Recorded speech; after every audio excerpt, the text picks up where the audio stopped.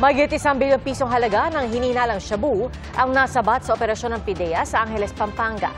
Ito na po ang pinakamalaking nasamsam ng PIDEA ngayong taon. Saksi si Jonathan Andal.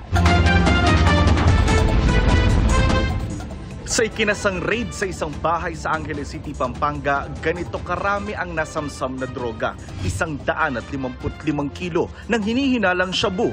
Ang halaga, mahigit 1 bilyong piso. Wala ho tayong nahuli doon dahil nung time na in-implement po natin yung search, hindi po lumitaw yung subject po natin search warrant.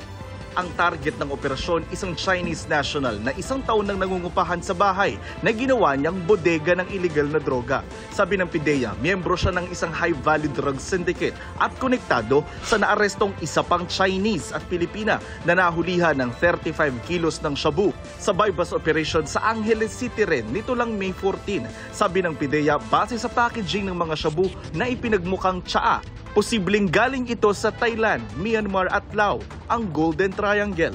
We are looking into the possibility na dinaan yan through backdoor channels. Kasi nga naman, based on the profile ng mga nakuha nating droga, no, most likely nanggaling ito dun sa ating tinatawag na Golden Triangle. If we were not able to confiscate or seize these dangerous drugs, most likely this will fall dun sa ating mga small-time drug peddlers. Noong 1 linggo, ipinagutos ni Pangulong Bongbong Marcos na tutukan ng mga street-level drug personality. Sabi ng PIDEA, hindi nila napapabayaan ang maliliit na drug suspect kahit may nahuhuli silang malalaking personalidad sa droga. Katunayan daw, mula nang ibaba ng Pangulo ang direktiba, nakapagkasana ang PIDEA ng mahigit 300 operasyon, nakahuli ng mahigit 400 suspect at nakakumpiska ng halos 5 kilong shabu at marijuana. Pero wala raw silang ni isang napatay dyan. Panawagan ng PIDEA, isumbong sa kanila ang mga nagbebenta at gumagamit ng droga. Last week, nagbigay tayo ng rewards. 8 individuals, they were able. 4 doon nakakuha ng 2 million pesos each.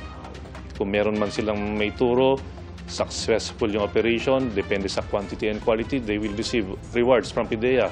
Para sa GMA Integrated News, Jonathan Andal, ang inyong saksi. Mga kapuso, maging una sa saksi. Mag-subscribe sa GMA Integrated News sa YouTube para sa iba't ibang balita.